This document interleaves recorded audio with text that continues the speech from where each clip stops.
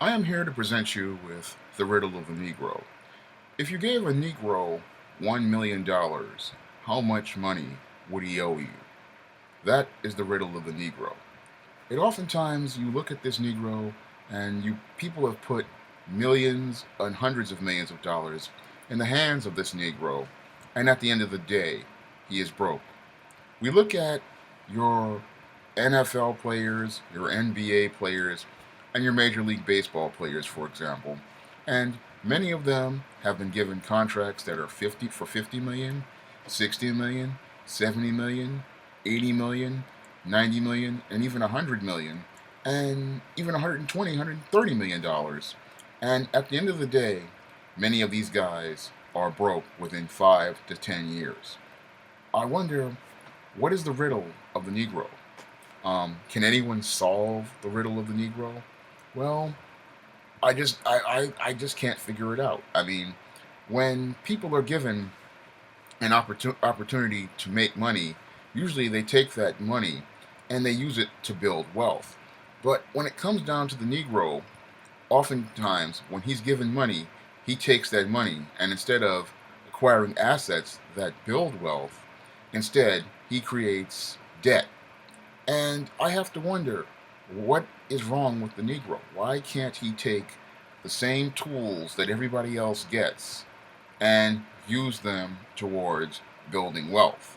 I mean, I look at these NFL players, these NBA players, these Major League Baseball players.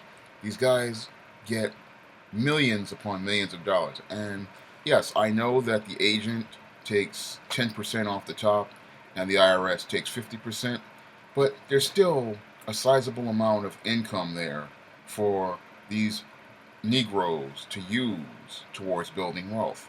I mean, they could go out and buy property, they could go out and buy fast food franchises, and they could, open up a variety of different businesses and hire business managers to manage them. But it seems like in most cases with this Negro, instead of using that, sizable amount of money to build wealth, most of these guys are focused, sadly, on their image. And these guys would rather spend $1,000 on a bottle of champagne or $50,000 on some Rolls Royce or some other supercar, or even more than that. And they take money and they don't even understand that the money that they're taking, is going out the door, and it's not leading to them owning anything of value. And they look at that, and I look at that, and it's just sad. I mean, you have no idea on how to take this money and use it as a tool to build wealth, because money, like any other resource out here, is a tool. And if you understand how to use the tools around you, you can build something for yourself.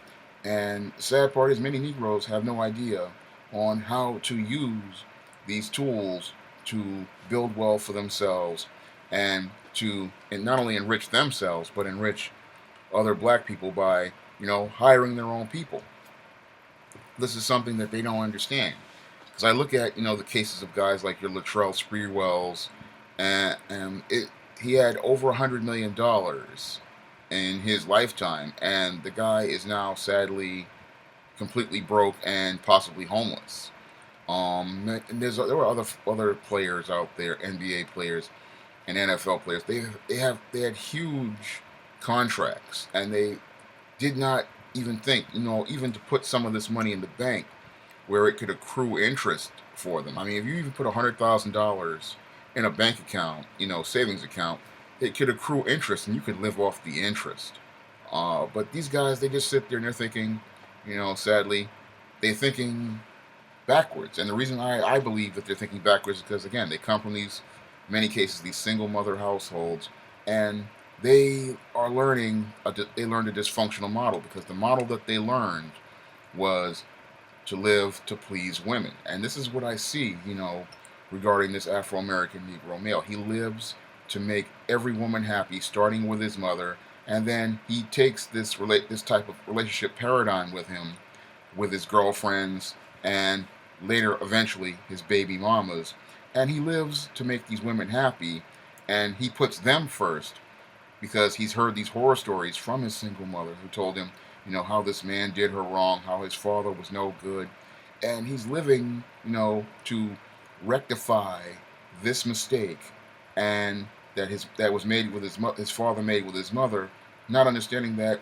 that was between him, his mother, and his father, and that had no bearing on him and the women that he gets himself involved with. I mean, it has some bearing in that he's seeing the model for it, but he needs to approach women in relationships completely different, because what happens is these guys go out here, they think that they're going to, you know, rectify the mistakes that his mother made with his father with another woman, and what happens is he winds up making the exact same mistake, and that's what costs him quite a bit in the long run, because usually he winds up either marrying one of these dysfunctional females, which was just like his mother, and she winds up taking him to divorce court and getting a good chunk of his income, or she winds up having kids and getting child support and getting another big chunk of his income.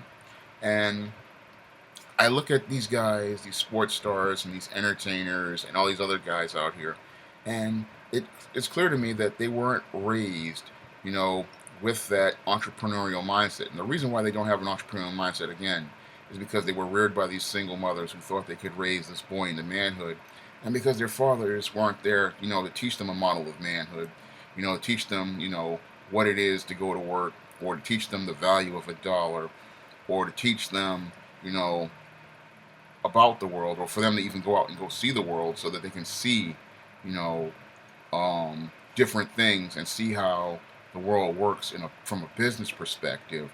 These guys have no, sense of understanding of, what it is to invest or to build wealth or to even acquire assets that build wealth. So instead of doing that, they go out and think, I'll spend money on a Rolls Royce, not knowing that, whenever you buy any car, I mean, any car in this world, whether it be a supercar like a Lamborghini or a Rolls Royce, or, beat up 89 Yugo, it loses 50% of its value off the lot.